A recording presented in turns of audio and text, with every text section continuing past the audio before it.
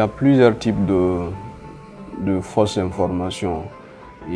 Ça peut être en format vidéo, vidéo sortie de son contexte. Ça peut être une photo aussi sortie de son contexte. Les réseaux sociaux sont présentement très inondés par des fausses informations, une situation très préoccupante pour des internautes qui ont par moments du mal à identifier les bonnes informations aux informations fallacieuses, sans oublier qu'ils sont souvent victimes d'abus de confiance.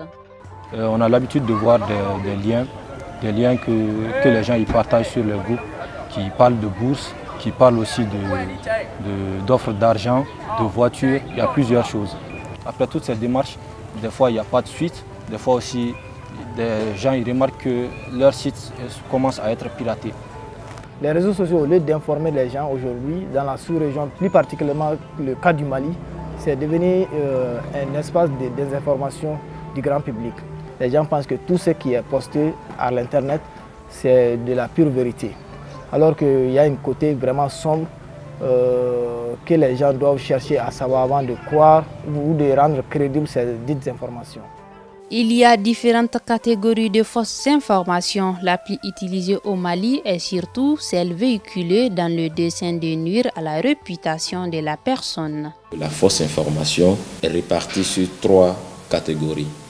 Il y a la désinformation, la mésinformation et la malinformation. C'est très difficile de dire ce qui domine sur le territoire malien parce qu'on est confronté aux 3 catégories et ça dépend des circonstances. La désinformation, c'est une fausse information créée dans le but de promouvoir un produit, de parler d'un homme politique, de faire parler ou de faire connaître une idéologie.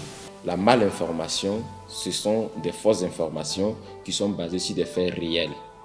La mésinformation, c'est une fausse information qui est créée dans le but de nuire à une personne.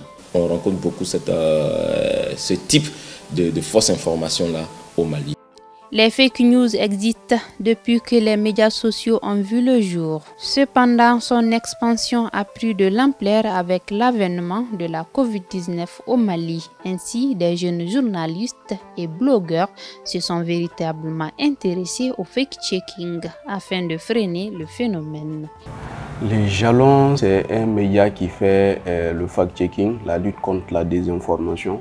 Notre objectif, c'est vraiment de donner des informations fiables au public malien sur la toile.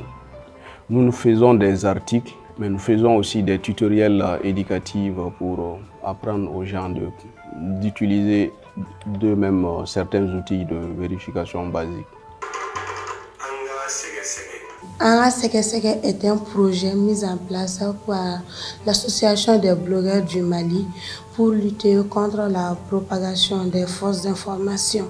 Nos productions au sein de Anga Sege Sege sont réalisées en texte, audio et vidéo et sous-titrées en français pour permettre au plus grand nombre de personnes de bénéficier de nos productions. Au sein de Anga Sege Sege, les blogueurs s'intéressent généralement à tous les sujets de fake news. Il existe au Mali des plateformes beaucoup plus favorables à la diffusion des fausses informations. Facebook et WhatsApp sont les premiers réseaux sur lesquels les fausses informations sont les plus diffusées au Mali. Et c'est des sites sur lesquels vous verrez il n'y a pas de référence qui reprennent tout et n'importe quoi. Ils prennent des rumeurs qu'ils voient sur les réseaux sociaux et puis ils publient. Tout simplement parce que c'est des sites qui gagnent de l'argent avec leur publicité Google. Ensuite YouTube. Voilà. Et après vient Twitter. Il y a plusieurs personnes qui publient des fausses informations. Il y a plusieurs, même des autorités. C'est possible de combattre les fausses informations si les internautes collaborent avec les fact-checkers. Un internaute X qui découvre une fausse information partage la fausse information à quelqu'un de là bien pour dire j'ai découvert ça, il faudrait que vous vérifiez cette fausse information-là.